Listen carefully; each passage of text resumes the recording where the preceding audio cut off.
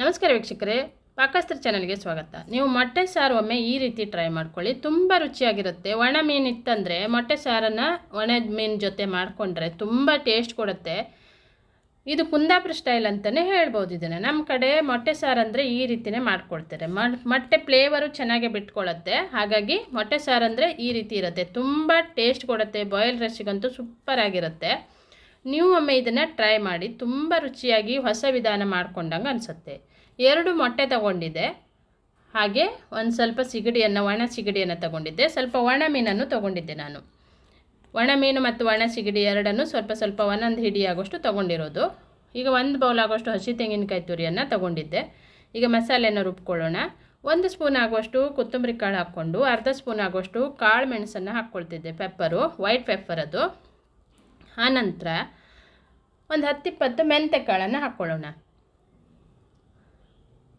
1/4 ಚಮಚ ಆಗುವಷ್ಟು ಜೀರಿಗೆಯನ್ನು ಹಾಕ್ಕೊಂಡಿದ್ದೆ. ಎಲ್ಲ ಮಸಾಲೆಯನ್ನು ಚೆನ್ನಾಗಿ ಹುರ್ಕೊಳ್ಬೇಕು, ಡ್ರೈ ಆಗಿ ಹುರಿದಿರೋಂಥ ಮಸಾಲೆ.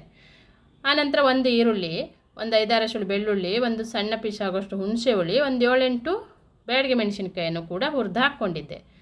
ಎಲ್ಲ ಮಸಾಲೆಯನ್ನು ಈಗ ಮಿಕ್ಸಿ ಬೌಲಲ್ಲಿ ಹಾಕಿ ನೈಸಾಗಿ ರುಬ್ಕೊಳ್ಳೋಣ. ಇದನ್ನ ನೋಡಿ, ಈಗ ನೈಸಾಗಿ ರುಬ್ಕೊಂಡಿದ್ದಾಗಿದೆ. ಇದನ್ನು ಸೈಡಲ್ಲಿ ಇಟ್ಕೊಂಡು ಈಗ ಒಂದು ಪಾತ್ರೆಗೆ ಶಿಫ್ಟ್ ಮಾಡ್ಕೊಳ್ಬೇಕು. ಇಲ್ಲಿ 1 ಈರುಳ್ಳಿ, 2 ಟೊಮೆಟೊ ಹಾಕಿದ್ದೆ. ಇಲ್ಲಿ ನಾನು 2 ಟೊಮೆಟೊನ ಕಟ್ ಮಾಡಿ ಹಾಕಿದ್ದೆ ಸಣ್ಣದಾಗಿ. ಈಗ ಆ ಪಾತ್ರೆಗೆ ನಾನು ರುಬ್ಬಿದಂಥ ಮಸಾಲೆ ಹಾಕ್ಕೊಳ್ಳೋಣ. ಹಾಕ್ಕೊಂಡು ನೀರು ನೋಡಿಕೊಂಡು, ಎಷ್ಟು ಬೇಕಷ್ಟು ನೋಡಿಕೊಂಡು ಹಾಕ್ಕೊಳ್ಬೇಕು, ತುಂಬ ತೆಳುವಾಗೋದು ಬೇಡ.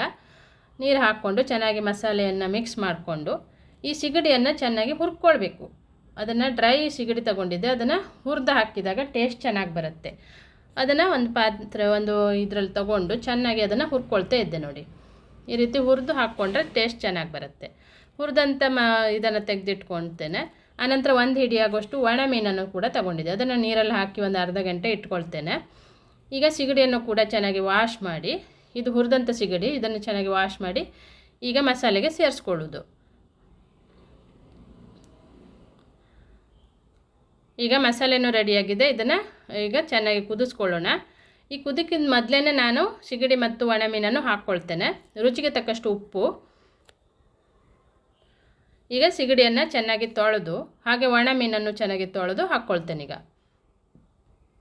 ಎರಡನ್ನು ಚೆನ್ನಾಗಿ ವಾಶ್ ಮಾಡಿಬಿಟ್ಟು ಈಗ ಮಸಾಲೆಗೆ ಸೇರಿಸ್ಕೊಳ್ಳೋದು. ಈಗ ಮಸಾಲೆಯನ್ನು ಚೆನ್ನಾಗಿ ಕುದಿಸ್ಕೊಳ್ಬೇಕು. ಎಗ್ಗನ್ನು ಕೊನೆಯಲ್ಲಿ ಹಾಕ್ಕೊಳ್ಬೇಕು, ಮೊದಲಿಗೆ ಹಾಕ್ಕೊಳ್ಳೋದಿಲ್ಲ. ಇದನ್ನು ಮಸಾಲೆಯನ್ನು ಪಿಶ ಹಾಕಿ ಚೆನ್ನಾಗಿ ಕುದಿ ಬಂದ ಮೇಲೆ ಎಗ್ಗನ್ನು ಹಾಕ್ಕೊಳ್ಬೇಕು. ಈಗ ನೋಡಿ, ಒಣ ಮೀನು ಹಾಕಿದ ನಂತರ ಚೆನ್ನಾಗಿ ಕುದಿಸ್ಕೊಂಡಿದ್ದೆ. ಈಗ ಕುದಿಸ್ಕೊಂಡು ಈಗ ನಾವು ಎಗ್ಗನ್ನು ಹಾಕ್ಕೊಳ್ಳೋದು.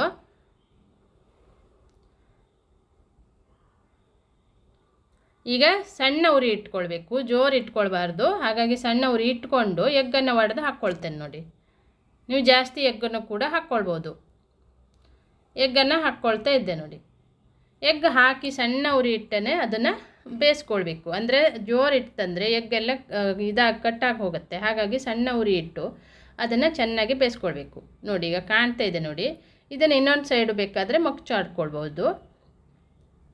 ಹೇಗೆ ಹಾಕಿದೆ ಹಾಗೆ ಇರುತ್ತೆ, ತುಂಬಾ ರುಚಿ ಕೊಡುತ್ತೆ. ಆ ಎಗ್ಗಿನ ಫ್ಲೇವರೆಲ್ಲ ಬಿಟ್ಕೊಂಡು ಈ ರೀತಿ ಎಗ್ ಸಾರು ಒಮ್ಮೆ ಟ್ರೈ ಮಾಡಿ. ನಿಮ್ಮ ಮನೆ ಮಂದಿಗೆಲ್ಲ ಇಷ್ಟನೂ ಆಗುತ್ತೆ. ಖಂಡಿತ ನೀವು ಮತ್ತೆ ಇದೇ ಥರ ಮಾಡ್ಕೊಳ್ತೀರಿ. ಒಣ ಮೀನು ಇರಬೇಕಂತೇನಿಲ್ಲ, ಎಗ್ಗಲ್ಲೇ ಮಾಡ್ಕೊಳ್ಬೋದು. ಇದು ಒಣ ಮೀನು ಇತ್ತಂದರೆ ಒಣ ಮೀನು ಹಾಕ್ಕೊಳ್ಬೋದು. ಒಂದು ವೇಳೆ ಒಣ ಮೀನು ಇಲ್ಲ ಅಂದರೆ ಎಗ್ ಸಾರನ್ನು ಈ ರೀತಿಯೇ ಮಾಡ್ಕೊಳ್ಬೋದು. ತುಂಬ ರುಚಿಯಾಗಿ ಟೇಸ್ಟಿಯಾಗಿರುವಂಥ ಎಗ್ ಸಾರು ರೆಡಿಯಾಗಿದೆ. ಇದೇ ರೀತಿ ಹೊಸ ರುಚಿಗಾಗಿ ನನ್ನ ಚಾನಲನ್ನು ಸಬ್ಸ್ಕ್ರೈಬ್ ಮಾಡಿಕೊಂಡು ಪಕ್ಕದಲ್ಲಿರುವಂಥ ಬೆಲ್ ಬಟನನ್ನು ಕ್ಲಿಕ್ ಮಾಡಿದರೆ ನಾನು ಯಾವುದೇ ಒಂದು ರೆಸಿಪಿಯನ್ನು ಅಪ್ಲೋಡ್ ಮಾಡಿದಾಗ ಅದರ ನೋಟಿಫಿಕೇಷನ್ ಬರುತ್ತೆ. ವಿಡಿಯೋನ ಇನ್ನೊಬ್ಬರಿಗೆ ಶೇರ್ ಮಾಡಿ.